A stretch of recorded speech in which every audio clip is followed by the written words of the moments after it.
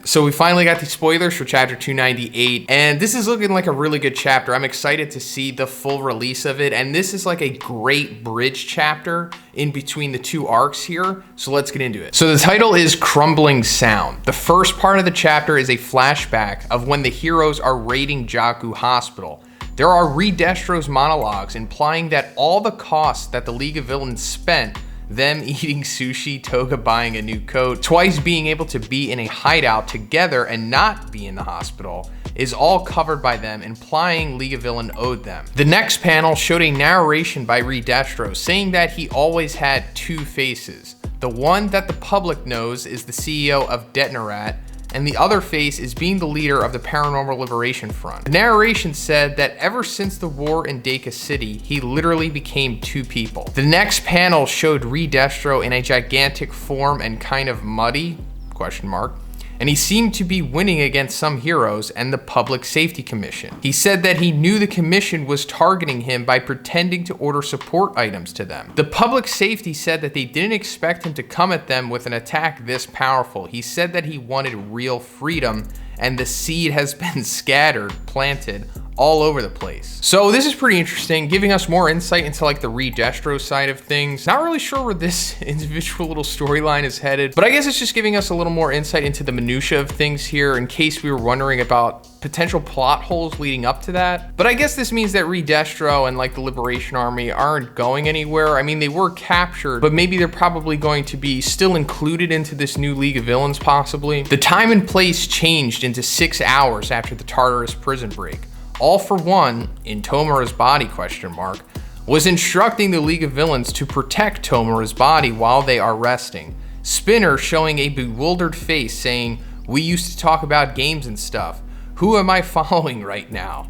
All for One told them not to worry because he understood Tomura's will the most, and once the body is completed, he will fulfill that will. So I actually like this. Spinner does obviously have a affinity for Tomura, which has grown throughout the series, and it definitely grew the most in the Villain Academia. But I like that Spinner talked about them like talking about games because they do have those parallels. We saw, in the beginning of the series, Tomura was like playing RPGs and stuff because they likened him to like a man-child due to like his arrested development, considering his upbringing. But then also when we got a brief glimpse into Spinner's backstory, how he was like under prejudice because of like his heteromorphic quirk, I suppose. But he was always like a shut-in, like playing video games, and he was using that to like escape, I suppose. So it makes sense that they would have that in common, and I just think that's a nice little touch from Horikoshi. And then the panel changed, and there's a 2-day time skip from the time of the war.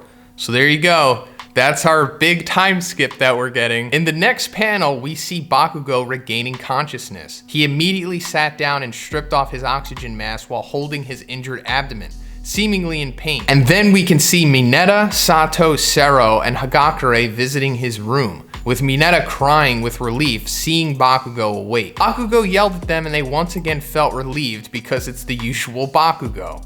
They are all staying in the Central Hospital, which has the highest spec of medical facilities. So yeah, Bakugo is alive. I think we all pretty much expected this. I know there's a lot of hype on Twitter, a lot of fake spoilers going around all the time, but no, he's made it and he's gonna survive to see his, I guess, theorized destiny. Bakugo then asked about Deku, Todoroki, Sensei, Senpai, and Endeavor. He also wanted to know about the current situation. Sensei and Senpai, I guess that's Aizawa and Best Genus, possibly? Gran Torino and Aizawa were shown to regain consciousness.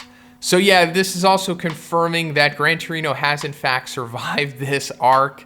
Which is pretty surprising considering that he got one of the most grievous injuries. I mean, I talked about it in my collab that I recently did with Truth Hero and Turtle Quirk, where Night Eye had like a similar injury to Gran Torino, and that took him out, but Gran Torino, survived his. So I mean, I'm not mad at it. I personally like Gran Torino. I see that he gets a lot of heat on Twitter for some reason. Not sure. I think he's a great character. President Mike was with Aizawa, and as he was about to tell Aizawa about Midnight, Aizawa cut him, telling him not to talk about it, and then he asked about his students. So yeah, I guess there's a lot to take in at this point, and Aizawa isn't exactly ready to reflect on the deaths, especially the death of one of his close friends at Midnight. Todoroki was awake with his face fully bandaged. There are Kirishima, Mina, Momo in his room, cheering him up.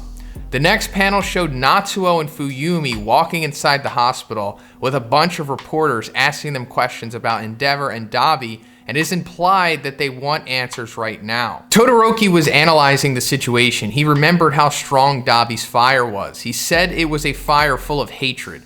Shoto saw the old him in Dabi, and then he drew the conclusion that Endeavor wouldn't be able to do it, and he should be the one to handle Toya Ni. Todoroki's throat was said to be burned, so currently he can't speak. This is just further reinforcing that Shoto's ultimate battle, his ultimate final battle in this series, is obviously going to be against Dabi, and this is just, cementing the fact that he is mentally ready to do it, and that he is going to have to do it since, it's not going to be Endeavor. The next panel showed Bakugo being pulled by Mineta and Sato as he tried to march down the hospital corridor.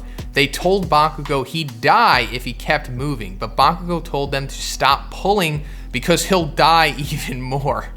He is heading to Deku's room after hearing that everyone else had regained consciousness except for Deku, and said, "I'll kill that if he dies."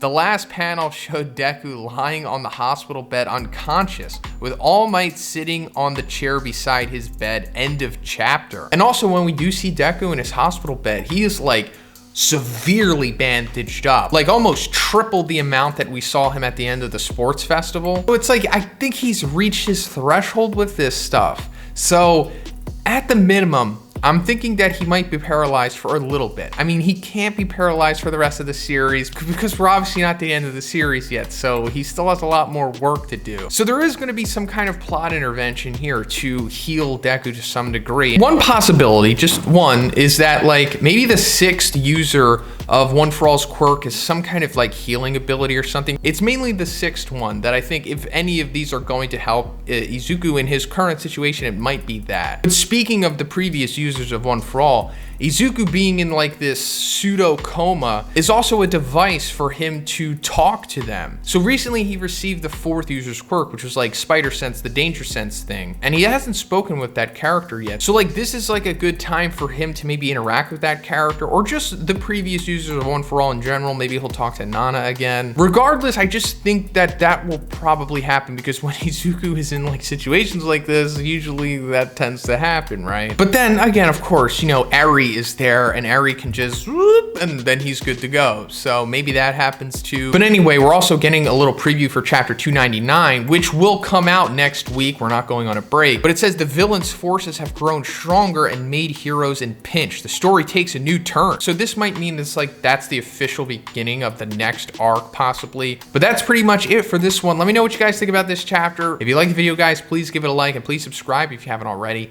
Have a great day. I'll see you in the next one.